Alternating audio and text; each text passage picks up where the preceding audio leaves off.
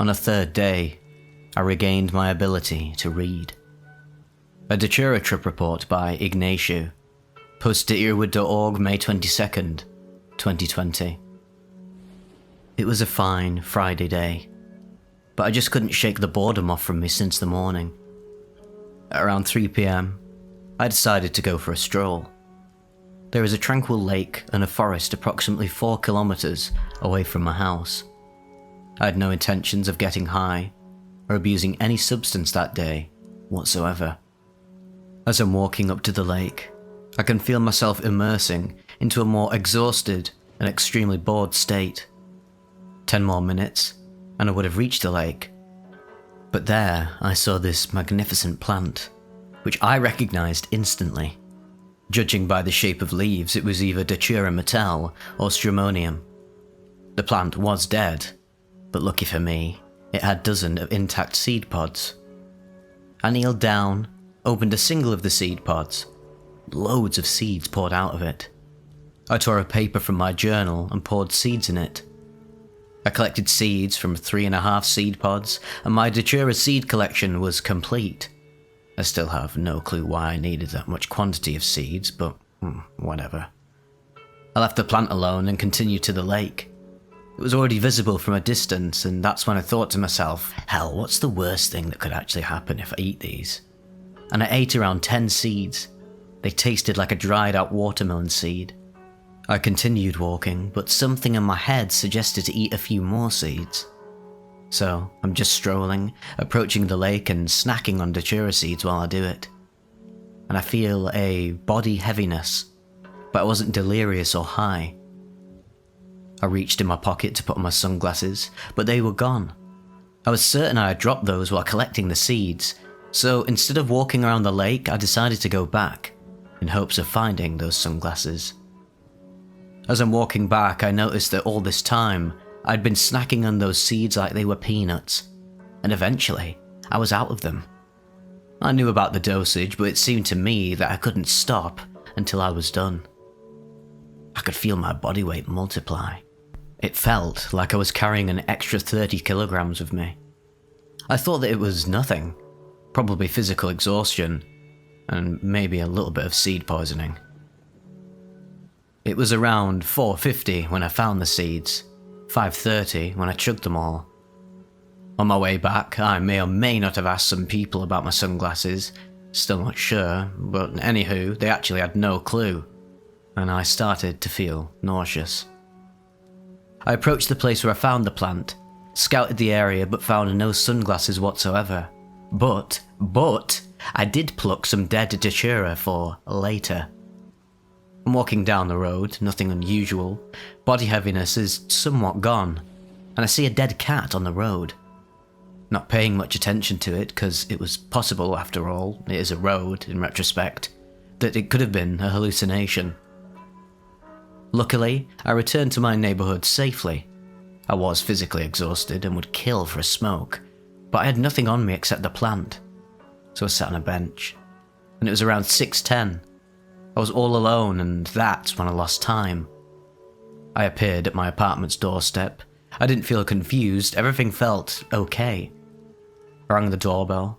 My mom opened the door, and I greeted her and told her that I was hungry. I went in my room and waited for food. Meanwhile, I called a friend of mine, told him that I ate loads of Datura seeds, apparently he didn't believe, and finally the food was ready. I had no hallucinations, I was just tired, both mentally and physically. Cottonmouth intensified. I ate the food, drank different types of liquids, and before going back to my room, asked Granny to boil me 3, 4, or 5 potatoes. And that's when my mom started noticing things. She asked me what I had taken, and I replied with, Datura seeds, everything's gonna be okay. Needless to say, that I thought my speech was fine, but as it turns out, mostly it was gibberish and mumble. I was speaking like I recently had an aneurysm and was recovering from it. My mom asked me whether or not she should call an ambulance, and that is when I felt that the trip was about to kick in, so obviously I replied with no, and crawled back into my room. I laid on bed. Now I could finally relax, and enjoy the trip. I saw different types of arachnids on the wall, but out of a sudden I had to pee. Fuck. I got up, went in the toilet. Very few came out. Back in my room, seconds later, this urge to take a leak again. I was growing tired and bored from running back and forth. I couldn't focus on the trip. Soon, I found out that I literally had no pee left in me, and that is when I realised that it probably was a side effect. Back in my room again, laid in my warm bed, took my phone, put on some music, and started reading some irrelevant stuff on the web, when suddenly I heard a loud thunderstorm. I could feel the wind blowing on my face. I turned off the lights, music, devices. Now I could really trip out. But my room was still bright blue and I was confused. I looked around, and there was a thunderstorm in my room which was real. I could see the lightning, hear it, hear the sea waves, feel the wind. Lightning cracked my ceiling, and in a way I was terrified. I saw arachnids coming out of the corners, cracks, making webs. Webs were following the direction of a wind which was blowing right in my face. Spiders started their descent, and soon they were all over my very face. I got out of bed, shake the spiders off from my face and body, got rid of the web, and laid back in bed. I thought I'd slept, and that's when caterpillars and different centipedes appeared. I'm scared of those, so I squashed a few of my body. Spiders started trapping and rolling dead and alive centipedes in their webs, pulling them up in the ceiling corners. I was delighted that the arachnids were helping me, but my body was covered in blood. I couldn't sleep like that. Plus I felt that I was overheating, so I decided to take a cold shower. I got off my bed, wearing only boxers. My mom was about to take a shower, but apparently, according to her, I kicked her out of the bath and went in myself. Prior to that, we had a conversation about calling an ambulance yet again, which I cannot recall whatsoever. Seems I was walking around the house, warning my mom, mumbling not to step on the spiders. I'm in a bath, sitting on a toilet. Got rid of an extra weight and went in shower. Spiders were there as well. I was fed up, so I washed them off from the walls. In other words, made the whole place wet. Now I could finally take a shower. I lost time again, according to my mom. I'd started growling and banging on the door, making odd noises, mumbling, "Spiders, spiders, they're everywhere, the spiders are everywhere." I fell in the bathtub, and that is when I regained some fragment of my consciousness. As I'm laying on the bathtub floor, I could feel my body overheat. I was burning up, but I was too tripped out to change the temperature to cold, so I overheated my body even more and lost time again. Now I'm at a bathroom door, naked, except I'm holding a bathroom curtain on my shoulders, using it as a cape. Water's still on, the place is drenched.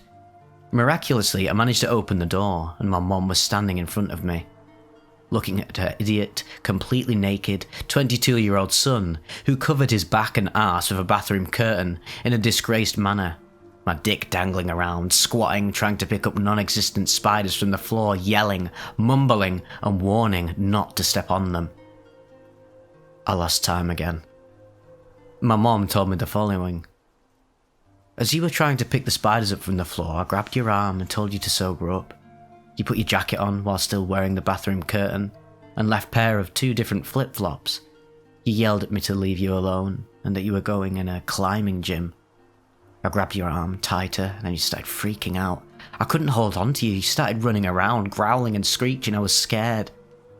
In a few minutes, an ambulance arrived. You were still naked, running around with a bathroom curtain on your shoulders, swinging your junk around, flirting with the medic, asking them if it was her first year in a med school. We managed to sit you down on a chair, but you refused to put on clothes or even a towel to cover up. Your balls were resting on the chair, and your pee-pee was resting on your balls. I felt actually ashamed for you. You were still flirting with her while all this was happening. And then they injected you with something, I do not know. I kind of regained my grasp for reality. I put on a towel on my lap to cover myself up. They measured my heart rate and blood pressure. Medic showed me the numbers. I'm in a med school, and when I saw that my blood pressure was 80, cis 40 dire, with 180 BPM and a very low saturation, I knew I was messed up and I absolutely had to go with them. A friend of mine, to which I called earlier, came at my place to accompany me in the hospital. They dressed me up, but for some reason, they were putting on an extra pair of socks on me. I thought to myself that they were mad at me and just rolled with it. A few minutes later, I'm ready to go. We're in an ambulance car. My friend is documenting my delirium. I'm seeing spiders, smoking phantom cigarettes, answering medics and my friend's questions, feeling great, but looking like a total madman. We arrive at a hospital. They insisted on doing a transfusion of 2 or 2.5 litres of distilled water. I wasn't violent according to my friend, I was humble, answering all the questions, talking about alkaloids in the plant, their interaction, antidotes, medical and pharmacological stuff, etc. I was still tripping my balls off after the transfusion. I may have been in a hospital room, but to me, it was a completely different scenario every few minutes. I'm in a hospital room with my friend, and in a few seconds I'm in a music recording studio with Bob Dylan, talking, discussing some matters which I cannot fucking recall, to be honest. But I'm in the hospital room again and I realise that I'm still tripping. I completely forgot the latter before. But now I'm in a random dark room with some old friends. I turn around, hospital again. I look around and I see my dead friend looking at me, crying. I look around again. I'm at my place in my room, alone. Close your eyes, blink, look around, and you're in a completely different place with different people. Back in the hospital room again. I saw that room as a very dark green, yellowish swamp, with spider webs and surgical tools laying around. I'm sitting on a bed, and I start chatting with my friend, who is clearly standing in front of me. And for some reason I look to my left. The nurse was standing there with my friend, communicating, and I felt confused. Looked back and my friend was still standing in front of me. I looked to my left again.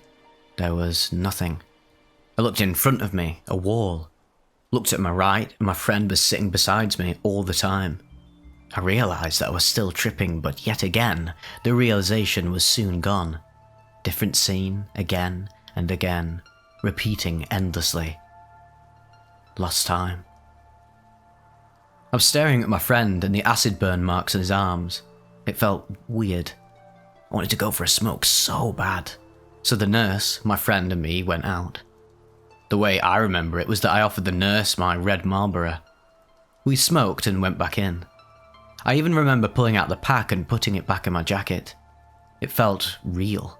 Later, my friend told me what happened was the opposite of what I remembered. The nurse gave me a cigarette because I didn't have any. After blood and urine test was done, I wanted to go back home or just out. I insisted that they discharge me, and so they did. We were out at around 3:40 AM. As my friend and I are walking from the hospital to my place, I can clearly feel and see that the trip is still on. My friend told me that I poked him, asked him if he was real. Out of context, said that I just don't want to kill certain people. Weird and creepy, I know. And so, I kept on walking back home with my friend, and other friends that could not have been there with us the whole time. As I got home, everyone was asleep, so I quietly creeped in my room. I checked the time, and it was 4:25 AM, and I instantly passed out. I woke up at 11:30, well rested somehow, and had this really vivid, real dream that I thought were a part of my trip. I had a really hard time distinguishing between reality and delusions. Even on the second day I was still fucking tripping. Because I saw these spiders on the walls. Less to none centipedes, but a few worms here and there. As I'm sitting on the couch, I see how worms are trying to crawl inside of a wooden part of my bed. So I get the lighter and start to burn those motherfuckers, and apparently they were just threads from my bed sheets. My granny stopped me. I couldn't realise that I was tripping, it felt so real, and I was actually upset that she couldn't see them at all. After a few minutes, I noticed a really large arachnid on the floor staring at me, and it wasn't an ordinary arachnid, it had a somewhat demonic look to it. So, I called Granny again, and she of course could not see it. A realisation that I'm tripping begins to emerge once again. Around 3 o'clock, I started searching for my non-existing cigarettes, which I couldn't find anywhere. But I had those, probably in my dream or delirium. I was just so out of touch with reality, I quickly forgot what I was searching for, so I started searching for another something. What was I searching for? Well, I have absolutely no clue. I went back in my room when I didn't find anything. Spiders were still there, and big demonic ones at that. They were looking at me, but I knew it was a trip. Now I was 100% sure I was tripping. So I closed my eyes, opened them, and that's when worms stopped moving around, blinked my eyes a few times, and they started crawling back in the floor near the edges of a wall. Spiders ascended on the ceiling, rolling up their webs, went through the corner into the roof. It was real. Only the big demonic spider was left. I named him the Spider Overlord. And he was staring at me, kind of smiling, and then vanished. Everything was over. I felt a strange calmness radiate throughout my body. I drank a green tea and was bummed about my eyesight. I had this partial blindness. I couldn't read or watch anything for 2 days. On the third day, I regained my ability to read, see, and enjoy the not-so-enjoyable reality, which compared to the trip was very enjoyable. Well, this was written according to my family members, friend, and my stupid brain's account, which tried its best to recall these very moments.